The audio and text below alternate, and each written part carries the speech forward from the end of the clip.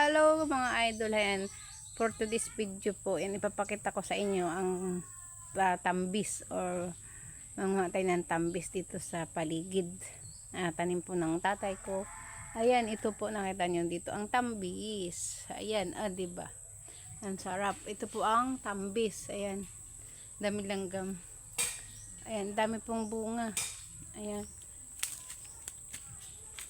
Ayan, ang dami pong bunga. Yan, ito po aking kukuhain at aking pong dadalhin pa Maynila. Ayan, sarap. Yan, ito po yung maganda dito sa probinsya. Ano po? Yan, ito po siya, ang tambis. Yan, diba? Pag may tanim ka, may aanihin. Sarap.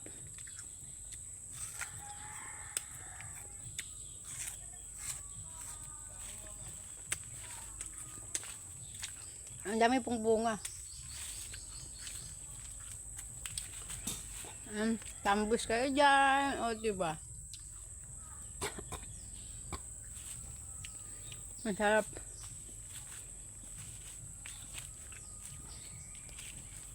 Dito lang po yung sa likod ng aming bahay. Ito po, oh. Ayan. Sa isang araw po, ako po yung mangunguha nito kasi dadalhin ko po pang Maynila. Bibigay ko sa aking boss sa agency.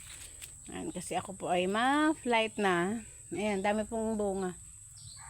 Yung iba po, yung kasi kinukuhaan ng mga bata. Kaya minsan yung ibang bulak, yung ibang bunga, nalalaglag na lang siya.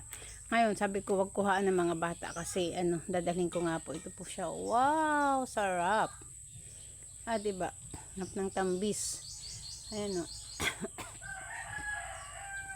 Kukunti na lang. Mamaya po akin po yung kukuhain kasi dadalhin ko nga po sa Maynila agency. Kaya ayan, ang sarap po talaga ng tambis. Isang kinakain na po ng mga ng mga langgam.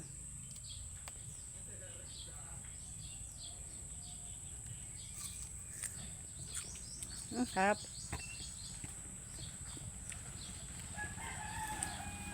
At yung mga makonda sa probinsya, libre lang ang prutas. Hindi ka nabibili. Pag may tanim ka, maanihin ka. Marami pong puno ang tanim po ng akong tatay. Ito, mayroon pa po dito sa kabilang puno. Ito. Diba?